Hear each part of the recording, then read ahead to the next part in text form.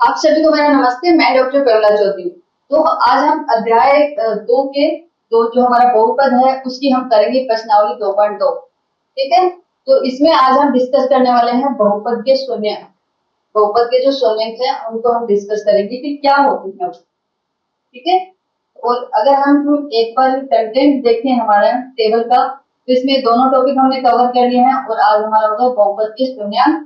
इसके बाद में दो टॉपिक और बच जाते हैं हमारे, एक तो बहुपद का गुणनखंड और एक बीजीय सरल समीकरण। ठीक है, तो आज हम डिस्कस करने वाले हैं बहुपद के शून्य कैसे निकालते हैं, क्या होते हैं और कैसे निकालते हैं। पहले हम उसकी थ्योरी पढ़ते हैं कि होते क्या है शून्य। ठीक है, तो वैसे तो पता है इसके नाम से ही रिफ्लेक्ट हो रहा है, इसका नाम ही बता रहा है कि ये क्या होता है।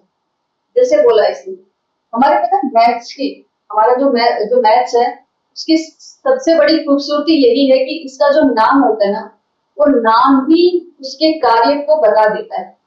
ठीक है, जैसे हमने पीछे वाले में पढ़ा था द्विघाती, नाम ही बता रहा है कि हाथ दो हैं, त्रिघाती तीन घात हैं। ऐसे ही हमारी मैथ जो है उसमें क्या करते हैं कि इसका जो नाम होता है ना, वही अगर अगर आप लोग कभी एग्जाम में बैठे और आपको कुछ समझ में नहीं आ रहा तो जो उसका नेम है, उस नेम को ही आप एक बार अच्छे से थोड़ा एनालाइज करो, थोड़ा सा उसका संदर्भ चेंज करके देखो, तो आपको कोई ना कोई आइडिया वहां से मिल जाएगा कि हमें इसमें क्या करना है। जैसे यहाँ पे बोला है बहुपद के शून्य। ठीक है, तो इसका अगर मोटा मोटा अगर हम अर्थ देखें तो इसका मतलब क्या होता है कि बहुपद को जो शून्य बना दे उसको हम बोलेंगे बहुपद के शून्य। जो क्या करे, बहुपद को शून्य बना दे, कि कुछ ऐसा मान रखे कि बहुपद शून्य हो जाए, तो उसको हम क्या बोलेंगे, बहुपद के शून्य को बोलते हैं। आगे देखते हैं डिटेल में। देखो कोई भी एक बहुपद दिया हुआ है जिसमें हमारा चर, एक बहुपद है p जिसके अंदर एक बहुपद है p जिसके अंदर हमारा चर क्या है, x। x हमारा चर है, तो वो बहुपद क्या है, 5x³ minus 2x² plus 3x minus 2। ठीक है, अब मैंने क्या किया, इस px में मैं x के स्थान पर एक प्रतिस्थापित कर देती हूँ। मीन्स इसका मतलब क्या हुआ कि x बराबर 1 रख देती हूँ मैं इसके अंदर। अगर मैं पूरे के अंदर में क्या करूँ, x बराबर 1 रख दूँ, तो इसको हम किससे लिखेंगे, ये जो आपका बहुपद है इसको पता है हम किससे लिखेंगे। जैसे पहले हम क्या लिखते थे इसको px, अब x के जगह मैंने क्या रख दिया, 1 रख दिया, तो मैं p1 रखूंगी। इसको मैं क्या लिखूंगी, p1 लिखूंगी, px नहीं लिखूंगी। x की जगह मैंने 1 लिखा है, इसलिए मैं x यहाँ पे क्या लिखूंगा, p और ब्रैकेट के अंदर 1। किसी क्वेश्चन 5 x की जगह तो 1 आ गया, तो 1 का क्यूब माइनस 2 गुणा 1 का 1 का स्क्वायर प्लस 3 गुणा 1 माइनस 2। इसको सोल्व कर लो, कितना आ जाएगा, 5 माइनस 2 प्लस 3 माइनस 2 अच्छा माइनस 2। ओके, तो ये कितना हो गया, -2 -2 -4 और ये प्लस का 4, तो एक बच गया इधर से और 3 और 1 4, तो कितना आ गया, क्या आ गया 4। इसका मतलब क्या हो गया, p1 बराबर कितना हो गया 4, p1 बराबर हो गया हमारा 4। अतः हम यह कह सकते हैं कि x बराबर 1 पर px का मान 4।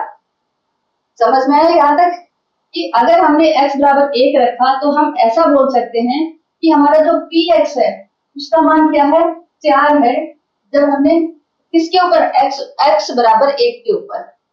या फिर इतना बड़ा सेंटेंस लिखने की बजाय अगर आप ये सिर्फ ये लिख देते हो कि p1 बराबर 4, इससे भी साफ पता चलता है, ये मैथ्स की भाषा है, ये हमारे गणित की भाषा है कि इसमें साफ पता चलता है कि p एक बहुपद है जिसमें हमने क्या किया, x बराबर 1 रखा और उसका मान आया 4। ठीक है, तो ये होता है p0 पे क्या होगा, यहाँ पे क्या लिखा है p0, इसका मतलब क्या है कि x बराबर 0 रखने पे क्या होगा, कि x बराबर 0 रखने पे क्या मान आएगा, रख के देख लेते हैं। अगर मैंने x बराबर 0 पे रखा तो p0 कितना हो जाएगा, ये तो 0, 5 गुणा 0 माइनस 2 गुणा 0 प्लस 3 गुणा 0 माइनस 2, तो इसका मान कितना हो जाएगा -2। तो मैं क्या लिखूंगी, p0 बराबर कितना हो गया -2। या तो मैं ऐसे लिखूं p0 बराबर -2, या फिर मैं ऐसे लिखूं कि x बराबर x बराबर 0 पर px का मान -2 है। ऐसे भी लिख सकती हूँ। अगर मुझे शब्द में लिखना है तो मैं ऐसे लिखूंगी, और अगर मुझे मैथ्स की भाषा में लिखना है तो मैं ऐसे लिखूंगी। पर दोनों चीजें सेम है, आपको समझ में आना चाहिए। मैंने ऐसे लिखा तब भी आपको समझ में आना चाहिए, और ऐसे लिखा तब भी आपको समझ में आना चाहिए, राइट। अब हम चलते हैं नेक्स्ट। अभी मैंने बताया नहीं है कि इसके शून्य क्या होते हैं, बस मैंने ये बताया है कि px का मतलब क्या होता है और p1 का मतलब क्या होता है और p0 का मतलब क्या होता है। आपको अगर इस स्लाइड में ये समझ में आ गया तो हम आगे चलते हैं।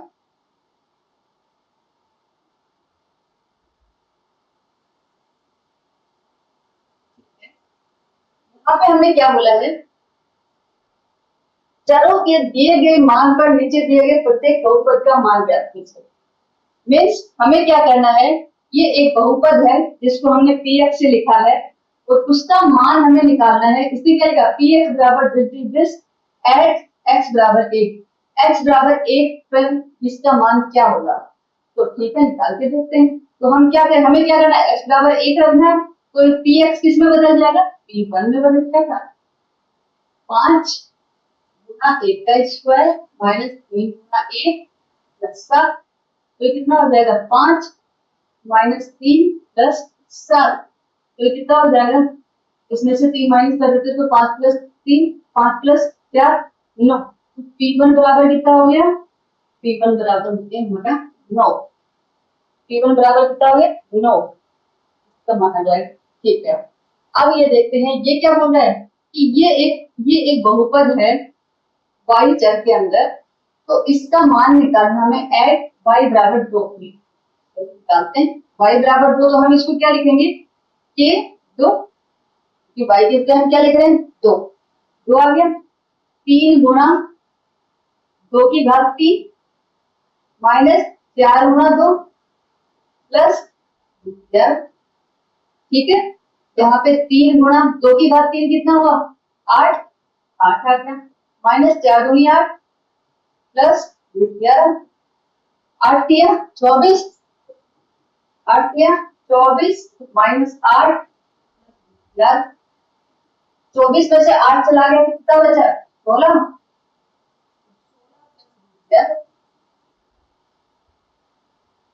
इसका मतलब क्या हुआ, इसका मतलब ये हुआ कि √2 का मान कितना आ गया, √2 का मान आ गया 16 प्लस √11।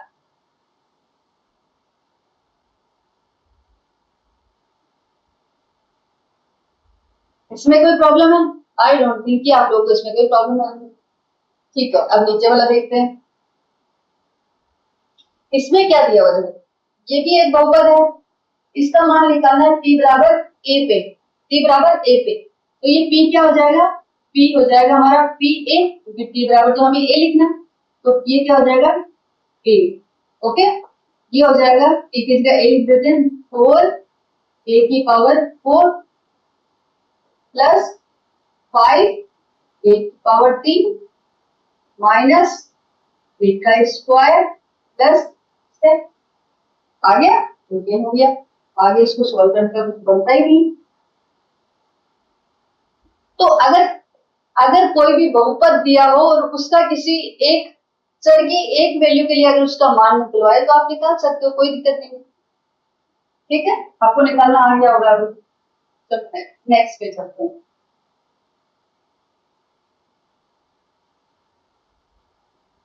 अब आते हैं बहुपद के शून्य। इसमें क्या देखो, बहुपद है px, क्या दिया हुआ है x माइनस 1, तो p1 क्या होगा, p1 इक्वल टू 0 होगा। रख के देख लेते हैं p1 क्या होगा, अगर x की जगह में 1 रखूं तो 1 माइनस 1, तो p1 क्या हो जाएगा, p1 हो जाएगा हमारा।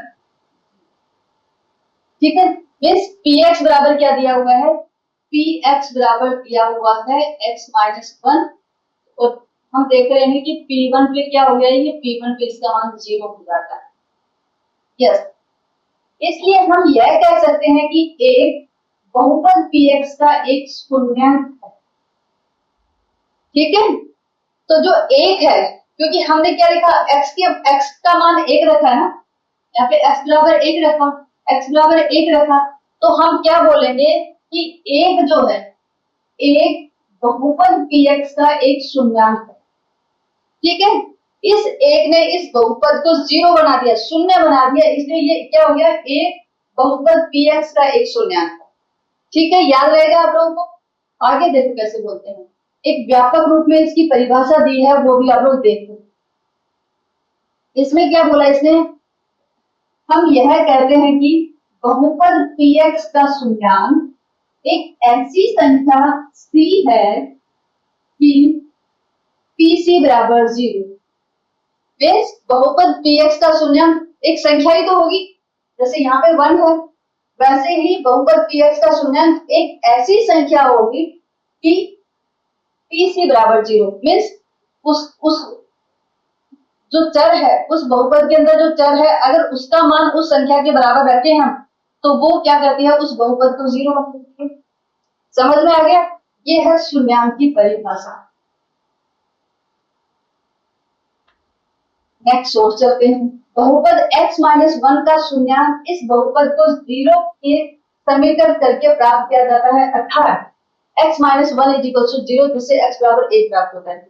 अब दूसरा क्या है, हमें ये तो पता चल गया कि अगर बहुपद px दिया हुआ है और अगर हमने x बराबर 1 रखा और 1 से उस बहुपद का मान 0 हो गया, तो हम बोलेंगे कि जो 1 है वो बहुपद px का शून्यांक है। लेकिन अगर हमें शून्यांक निकालना हो, अगर कोई भी बहुपद दिया हुआ है, अगर कोई भी बहुपद दिया हुआ और हमसे पूछे कि इसका शून्यांक निकालो आप, ठीक है, तो हम शून्यांक कैसे निकालते हैं, उस बहुपद को 0 करके। जैसे देखो, बहुपद का शून्यांक इस बहुपद को 0 के समीकट करके, जो बहुपद है, जो बहुपद दिया हुआ था, जो px दिया हुआ था हमारा एक x-1, अगर हमें इसका शून्यांक निकालना है तो हम क्या करेंगे, इस बहुपद को समीकरण करते हैं किसके, 0 को, और फिर इसका मान निकालते हैं x बराबर 1। तो इसीलिए ये है कि यहां से इसका 0 निकाला जाता है। दोबारा करते हैं, बहुपद x-1 का शून्यांक इस बहुपद को 0 के समीकरण करके प्राप्त किया जाता है, अर्थात x-1 बराबर 0, जिससे हमें x बराबर 1 प्राप्त हुआ। ठीक है, अब क्या है, अगर px बराबर हमने 0 रख दिया तो ये एक समीकरण बन जाता है, और जब तक हमने इसको px बराबर 0 नहीं रखा था, तब तक ये क्या था, एक बीजीय व्यंजक था। तब तक ये क्या था, एक बीजीय व्यंजक था, लेकिन या फिर एक बहुपद था। लेकिन जैसे ही हमने इस बहुपद के बराबर में 0 रख दिया, तो ये क्या बन जाता है, बहुपद समीकरण। ये क्या हो जाता है, एक समीकरण है, और समीकरण का क्या निकलता है, समीकरण के मूल निकलते हैं। समीकरण की क्या निकलते हैं, जैसे हमने देखा ना कि बहुपद के क्या निकलते हैं, बहुपद के शून्यांक होते हैं, और वैसे ही समीकरण के मूल होते हैं। दोबारा रिपीट कर दूं, बहुपद के शून्यांक होते हैं, लेकिन समीकरण के मूल होते हैं। अगर कोई पूछे कि ये आपके पास एक बहुपद है px बराबर x-1, और अगर आपसे कोई पूछे कि इस बहुपद के शून्यांक क्या है, इस बहुपद का शून्यांक क्या है, मैं बोलूंगी 1। इस बहुपद का, क्योंकि ये बहुपद है, ये क्या है, बहुपद, तो बहुपद है तो इसका क्या पूछा जाएगा, इसका पूछा जाएगा शून्यांक, और इसका शून्यांक क्या होगा, 1 होगा। लेकिन अगर दूसरी चीज क्या है कि अगर ये बहुपद है मेरे पास, लेकिन मैं इस बहुपद को अगर इक्वल टू बराबर करके 0 कर दूं, px बराबर 0 कर, या फिर मैं बोलूं कि मैं ऐसा लिखूं कि x-1 बराबर 0, तो ये बहुपद नहीं बचा, ये क्या हो जाएगा, बहुपद समीकरण हो गया। ये क्या है, ये है बहुपद समीकरण, बहुपद समीकरण। और बहुपद समीकरण के शून्यांक नहीं पूछा जाएगा, बहुपद समीकरण का मूल पूछा जाएगा कि इसका मूल क्या है, इसका मूल क्या है। और मूल पता है हम क्या बताएंगे, मूल हम बताएंगे चीजें दोनों सेम ही है, बस दोनों के कहने का तरीका अलग है। मतलब इस इस वाले में अब मैं आपको ये समझाना चाहती हूँ कि बहुपद के तो शून्यांक पूछे जाएंगे और बहुपद समीकरण के मूल पूछे जाएंगे। अगर बहुपद सेम है तो बहुपद का शून्यांक भी 1 होगा और बहुपद समीकरण का मूल भी एक होगा। ठीक है, आगे और अच्छे से समझ में आ जाएगा आपको, बस अभी इतना समझ लो। ठीक है, अतः हम यह कह सकते हैं कि एक बहुपद x माइनस 1 का शून्यांक है या यह बहुपद समीकरण x माइनस 1 0 का एक मूल है। तो एक है वो हम क्या बोल सकते हैं कि बहुपद x माइनस 1 का शून्यांक है, या फिर हम ऐसे बोल सकते हैं कि जो एक है वो बहुपद समीकरण x माइनस 1 0 का एक मूल। ठीक है, मीन्स अगर हमारे पास बहुपद क्या है x माइनस 1 है तो इसका शून्यांक भी 1 होगा और इसका मूल भी 1 होगा। ठीक है, इसका शून्यांक भी 1 होगा और मूल भी 1 होगा। मीन्स इसके दो नाम हो, एक शून्यक और एक मूल। शून्यक और मूल एक ही चीज के नाम है। ठीक है, आपको ये समझना है। चलो नेक्स्ट पे चलते हैं। बहुपद किस करना है, अब हम बात करेंगे दो अलग बहुपद की। कौन से बहुपद, एक तो हमारे पास आता है अचर बहुपद और एक हमारे पास आएगा शून्य बहुपद। इनको हम हमेशा अलग से बात करते हैं। तो अगर एक शून्येतर अचर बहुपद का कोई शून्यांक नहीं, ये आपको याद रखना है, क्योंकि अगर अचर है हमारे पास, मान लो 5 का मुझे शून्यांक निकालना हो तो 5 का क्या शून्यांक, कैसे शून्यांक निकालना, 5 बराबर 0, ऐसे थोड़ी शून्यांक निकलेगा। यहाँ पे चर है ही नहीं, चर है ही नहीं तो चर की वैल्यू कहां से निकलेगी। तो इसीलिए जो अचर बहुपद होता है उसका कोई शून्यांक नहीं होता है। दूसरा ये और भी इम्पोर्टेंट, वैसे तो दोनों ही इम्पोर्टेंट हैं। आप ये एमसीक्यूज में, एमसीक्यूज में एग्जाम के अंदर जो एबीसीडी वाले नहीं आते हैं, एबीसीडी वाले, तो जो एबीसीडी वाले जो क्वेश्चन होते हैं उसके अंदर दोनों पूछे जा सकते हैं। दूसरा क्या है, जो शून्य बहुपद होता है, मतलब अगर 0 आ गया और आपसे पूछे कि इसके शून्यांक क्या है, तो आप ऐसे नहीं बोलोगे कि इसका कोई शून्यांक होते हैं, नहीं। शून्य बहुपद के लिए आप ऐसे बोलोगे कि प्रत्येक वास्तविक संख्या शून्य बहुपद का एक शून्यांक होती है। आप क्या बोलोगे शून्य बहुपद के लिए कि प्रत्येक वास्तविक संख्या में कौन कौन से आ गए, सभी आ गए। प्राकृतिक संख्याएं आ गई हैं, पूर्ण संख्याएं आ गई हैं, पूर्णांक आ गए हैं, परिमेय आ गई हैं। ठीक है, परिमेय आ गए, तो सभी संख्याएं इसके अंदर आ गई हैं, तो वो सभी शून्य बहुपद के शून्यांक होते हैं। ठीक है, तो ये बस आपको याद रखना है कि अचर बहुपद का कोई शून्यांक नहीं और शून्य बहुपद की प्रत्येक वास्तविक संख्या शून्य बहुपद का एक शून्यांक। ओके, अब चलते हैं नेक्स्ट पे। अब हम करते हैं उदाहरण 3। इसमें हमें क्या करना है, जांच कीजिए कि -2 और 2 बहुपद x प्लस 2 के शून्यांक है या नहीं है। ठीक है, इसका मतलब है क्या पूछा इसने कि इसने px दिया हुआ है, एक बहुपद दिया हुआ है जिसके अंदर क्या है, चर x है। वो बहुपद क्या दिया हुआ है, वो दिया हुआ है x प्लस 2, और हमें ऐसा पूछा है कि जांच करनी है कि -2 और 2 इस बहुपद के शून्यांक है कि नहीं है। और हमें पता है कि अगर ये इसके शून्यांक होंगे तो ये क्या करेंगे, इसको 0 बना देंगे। अगर ये इसको 0 नहीं बना पाए तो इसके शून्यांक नहीं है। तो हम एक काम करते हैं, x बराबर, पहले इसको चेक करते हैं, x बराबर हम क्या रखते हैं, -2 रख के देखते हैं। तो ये px किस में बदल जाएगा हमारा, ये बदल जाएगा p -2 के अंदर। तो ये क्या हो जाएगा, -2 प्लस 2, -2 प्लस 2 तो 0 ही होते हैं, तो 0 हो गया। इसका मतलब क्या हुआ, p -2 बराबर क्या हो गया, 0 हो गया। यस, तो ये तो इसका शून्यांक है, x बराबर जो 2 है ये है, हाँ में है, इसका शून्यांक है। दूसरा क्या है, 2 भी रख के देख लेते हैं कि जब हम x बराबर 2 रखते हैं तब हमारा px किस में चेंज हो जाएगा, तब करके देख लेते हैं। p अब आ जाएगा 2 यहाँ पे बराबर 2 प्लस 2, 2 प्लस 2 कितना हो गया 4, ये तो 0 नहीं हुआ।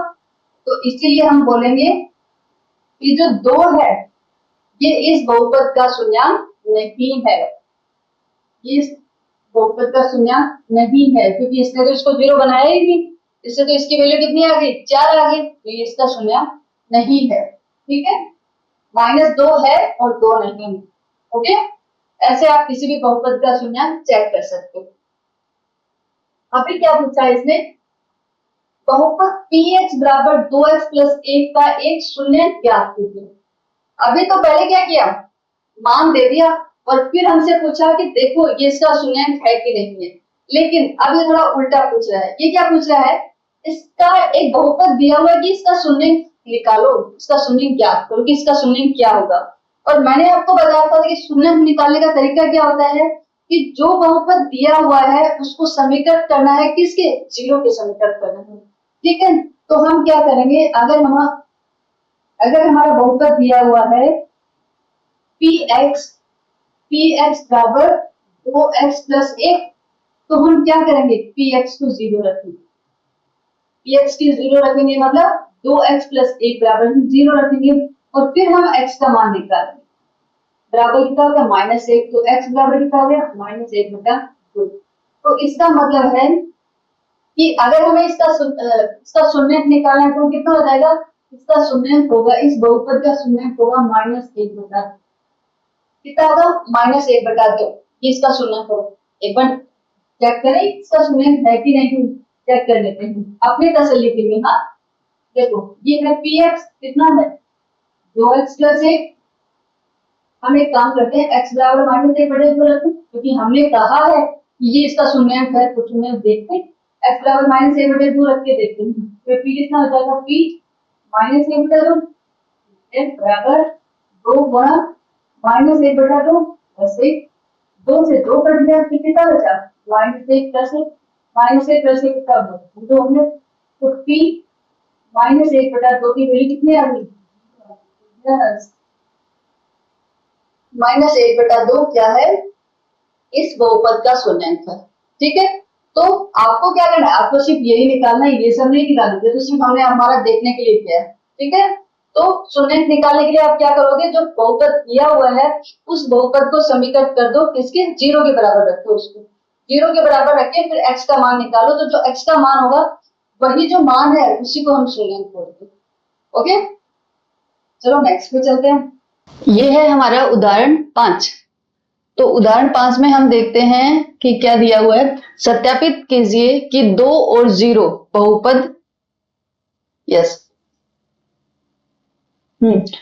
सत्यापित कीजिए कि 2 और 0 बहुपद x² - 2x के शून्यंक हैं। ठीक है, तो यहाँ पे अपन लिख देते हैं कि बहुपद क्या दिया हुआ है, बहुपद हमने लिखा px से, तो px बराबर क्या दिया हुआ है, x² - 2x।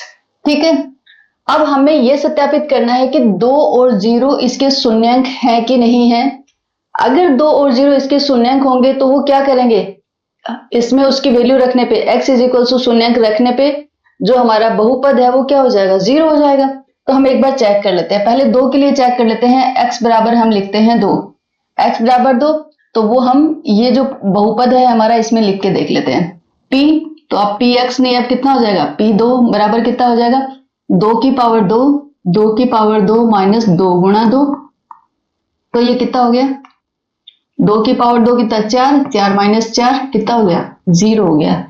इसका मतलब है कि p2 क्या हो गया, p2 हमारा 0 हो गया। तो यस, जो 2 है ये हमारा शून्यंक है, किसका, x² - 2x का। 2 जो है वो इसका शून्यंक है। यस यस, 2 है बहुपद का शून्यंक, बहुपद x² - 2x का शून्यंक, ठीक है, शून्यंक। ओके, अब हम चेक करते हैं 0 वाला, तो x बराबर 0 रख के देख लेते हैं। x बराबर हमने 0 रखा तो हमारा p क्या बन जाएगा, p0, तो p0 बराबर क्या हो गया, 0 का स्क्वायर माइनस 0, 0 × 2 तो 0 हो गया। तो ये कितना आ गया, p0 क्या आ गया, 0 ही आ गया। तो यस, p0 भी 0 आ रहा है। ठीक है, p 0 आ रहा है तो यस, ये भी हमारा क्या होगा, ये जो 0 है, यस 0 है बहुपद x स्क्वायर माइनस 2x का शून्यांक। ठीक है, क्योंकि ये जो वैल्यू है x की, इसने भी क्या किया, बहुपद को 0 बना दिया, तो ये शून्यांक होगा। इस जो ये वाली वैल्यू है 2, इसने भी क्या किया, बहुपद को शून्यांक बना दिया, बहुपद को 0 बना दिया, इसलिए ये भी क्या है, शून्यांक है इस बहुपद का।